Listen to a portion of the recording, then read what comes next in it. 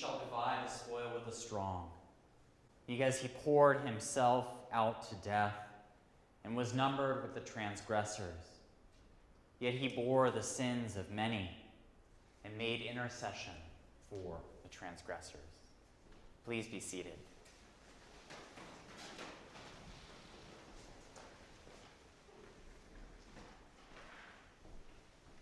What does the cross mean for us and for the world? That is the central question of Good Friday. As we come to the agony of the cross, this point in the story of Jesus' life, of him hanging on the cross, left up there to die. What does the cross mean for us and for the world? In 1887, the surrealist artist Marc Chagall was born to Jewish parents in Vitebsk, Belarus. He grew up in the late 19th century in a working-class Jewish family at a time when to be Jewish in the Russian Empire was a very risky proposition. His family lived through pogroms taking place in Ukraine and Belarus at that time. And he grew up, discovered his artistic talent, moved on to St. Petersburg, ultimately to France, to the United States, and back to France. But his life was colored by those early experiences of seeing his people, his Jewish relatives, neighbors, friends, fellow believers, being put to death in the streets, pressed by the hands of a brutal empire. It was sometime in his time in France in the early 1900s that Marc Chagall became fascinated with the scene of the crucifixion. An unlikely scene for a young Jewish painter to become so fixated on. But it shows up in his work time and again during this period and for the rest of his career. And in this version of the crucifixion, Calvary, painted in 1912, it's a meditation of Chagall's on that scene of the cross. He describes the Christ on the cross and the scene as being childlike, innocent. Chagall painted his own parents there at the foot of the cross, in the place that Mary and the beloved disciple traditionally occupied. It's as if he is coming to terms with his own dislocation, his disconnection from family, from homeland, the loss of a place to call home, not feeling at home in his native Vitebsk, where he was not accepted as a Jew, and not feeling at home in his adopted France, where he would always be an outsider. Something about that experience of separation from parents, from family, from homeland, drew him to the image of the cross, to find himself in it, to wonder over, to meditate on it. Chagall would live the next 20 years, or through the next 30 years of an incredibly turbulent time in European history, which would lead him to his next set of meditations on the cross, including this next image. The white crucifixion. Chagall painted the scene of the crucifixion in 1938, the same year as the Kristallnacht, as anti-Semitism was rising around Europe, waves of hatred against the Jews taking shape in Germany and beyond. And we can see how his vision of who Jesus was is taking increasingly shape, taking new shape and form. The Jesus we see here is not the Jesus of crucifixions hanging in Catholic churches or that we see in Christian art through most of the 20th century. For Chagall, Jesus was a thoroughly Jewish figure. As a practicing Jew himself, he could only see Jesus in the light of the Torah, of the Old Testament prophecies, of what a Jew would look like. And so we see a Jesus who's draped in a prayer shawl with a covering on his head. We see him surrounded by scenes from Jewish life at that time, facing the increasing threat of violence. From the invading army coming out from the left-hand side, to the burning villages, shtetls, the burning homes of Jewish people forced to flee on boats, to grab their Torah scrolls and to take it with them.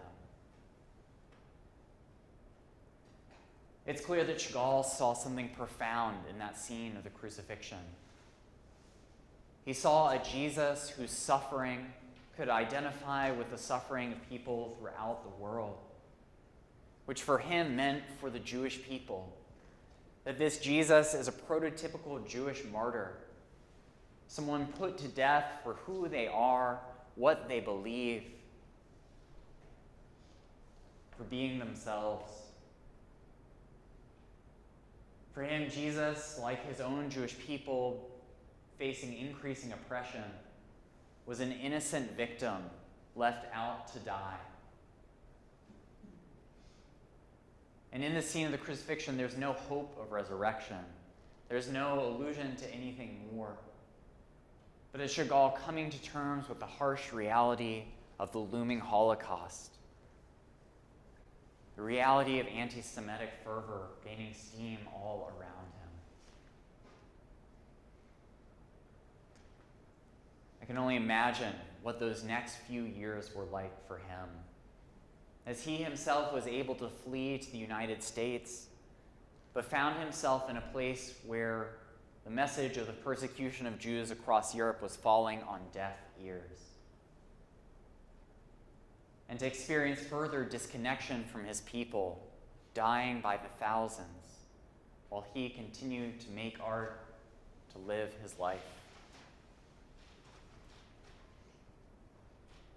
And this image of the cross stuck with him even after the Holocaust and in its aftermath.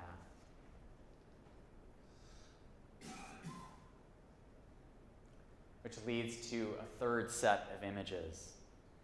This is a triptych that Chagall started working on in 1937 and then finished in 1948, not 1848. This is quite. He was also a famous time traveler, Marc Chagall.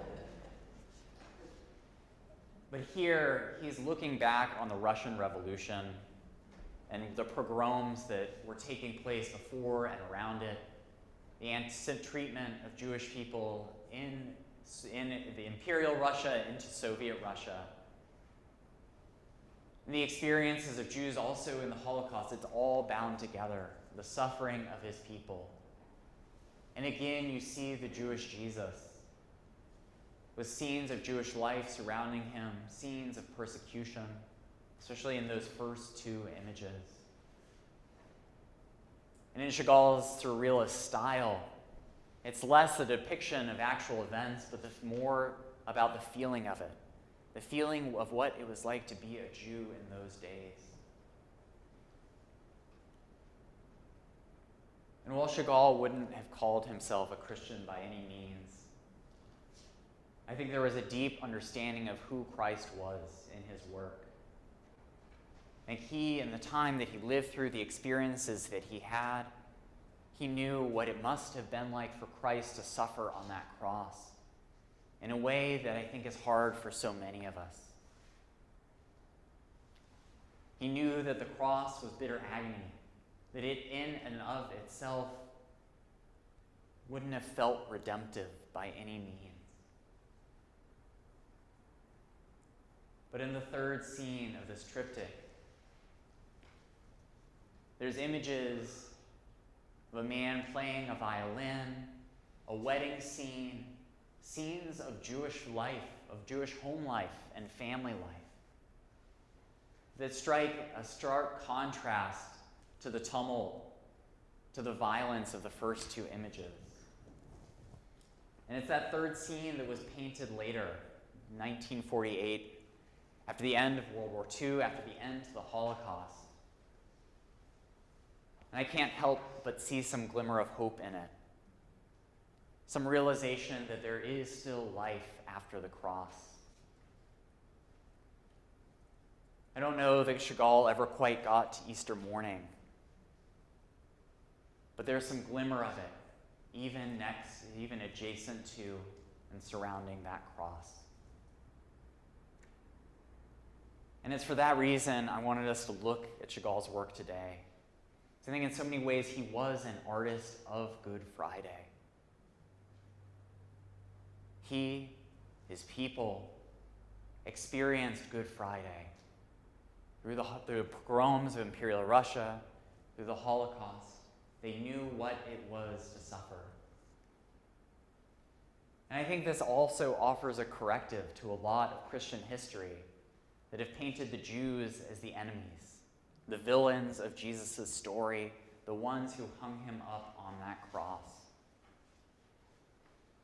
And yes, we hear in the stories that so many of the Jewish leaders were complicit in that. They were a part of it.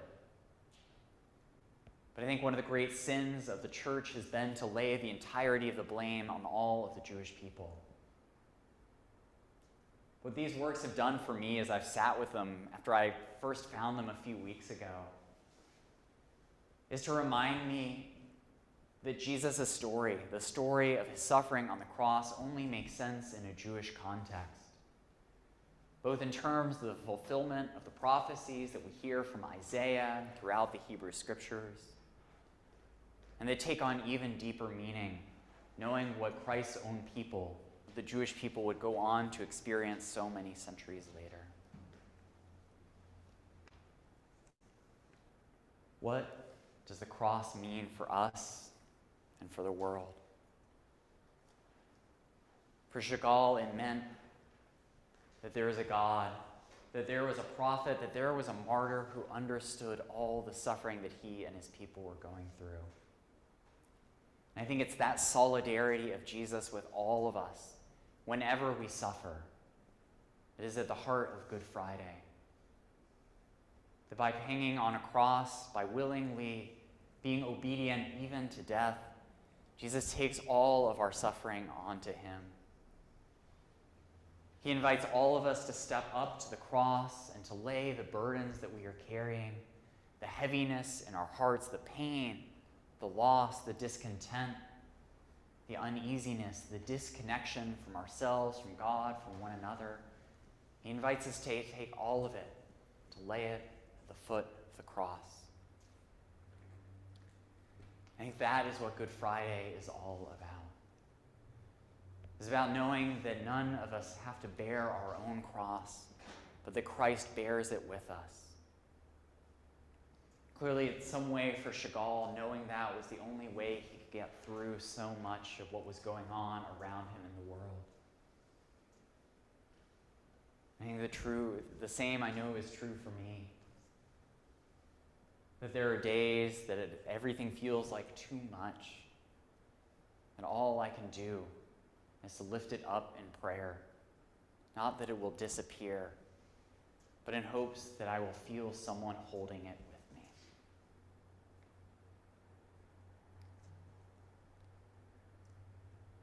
What does the cross mean for us and for the world? That is what we're invited to consider, reflect on, and to pray about on this Good Friday.